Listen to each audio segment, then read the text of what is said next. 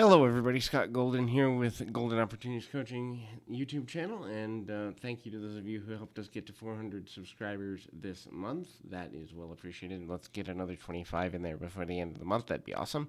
Today, we're going to talk about the side effects of toxic relationships. There's 7 or 8 things I want to go through here real quick, but please like, subscribe, comment on the video if that's helpful to you. There are side effects to being in a toxic relationship that we all have to watch for to varying degrees because they affect us all differently. So just because something's on this list doesn't mean that it's affecting you right now. It also doesn't mean that it hasn't affected you in the past or won't affect you in the future. In other words, these are things to watch for if you've been in a toxic situation. This includes, but is not limited to, toxic friendships, toxic family relationships, toxic,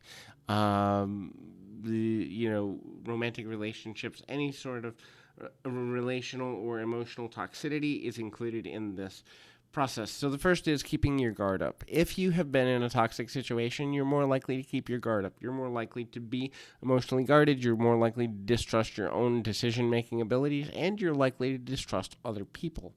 This is because if you had made a, quote, right, quote, choice earlier in your life experience, you wouldn't have had to deal with these toxic people that you've had to deal with. So your decision-making ability is, in your own mind, questionable at best. That does not mean that you're a negative person. It does not mean you're a bad person, but it does mean your ability to trust your own intuition, gut feeling, and or decision-making processes is less than it was before getting involved in that toxic situation. The second thing is you're going to have a negative bent towards relationships, towards people, towards society, and humanity as a whole. Now, you may hide this and paste on a plastic smile, grin like the Cheshire Cat.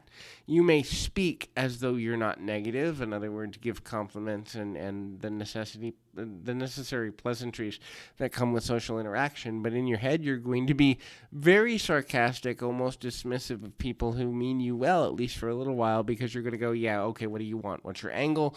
What's your point? What's the point of what you're doing, saying, or being?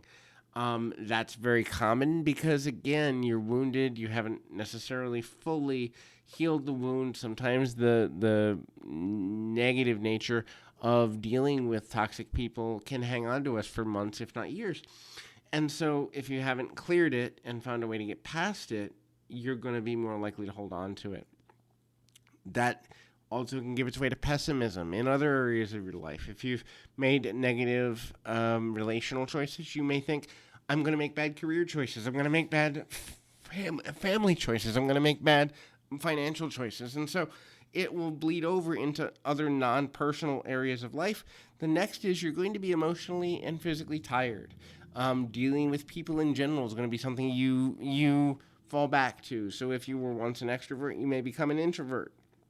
If you were already introverted, you may become almost antisocial, non-social, or agoraphobic. The idea of interacting with people may give you anxiety or cause panic.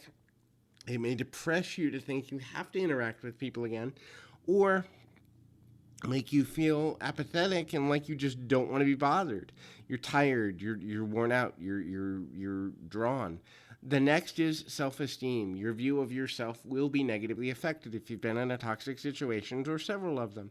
This is because, again, your view of yourself is determined partially by how other people view you, and if you feel that other people view you negatively or take advantage of you or neglect you or exploit you, you're more likely to get a negative view of yourself in general. The next one is you're not going to feel that you can grow, and you're not going to be inspired to grow.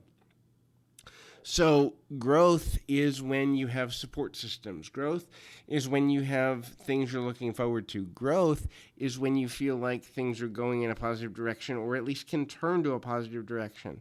If you've been around toxic and negative people, the idea that you can grow as a person and get better and return to stability and return to sanity sometimes and return to feelings of positivity is so far from you that you often will sabotage yourself or negatively affect yourself without even realizing it, which means you do not grow. The antithesis of this is you have no idea what a healthy relationship looks like. You may even sabotage healthy situations or people that mean you well that don't expect anything from you. You may avoid people that you think are too good to be around you or who may be judgmental of you for your previous mistakes, even if they have no intention of judging you or wouldn't judge you If they were offered $1 million, your perception of others is so skewed by being in that toxic situation that you may see judgment where there's no intention to be any. The last one is physical health. It can make you physically sick to be in a toxic situation for an extended period of time. This can lead to high blood pressure. It can lead to pain throughout the body caused by inflammation. In other words, when we are constantly stressed out, our bodies begin to swell internally and externally sometimes.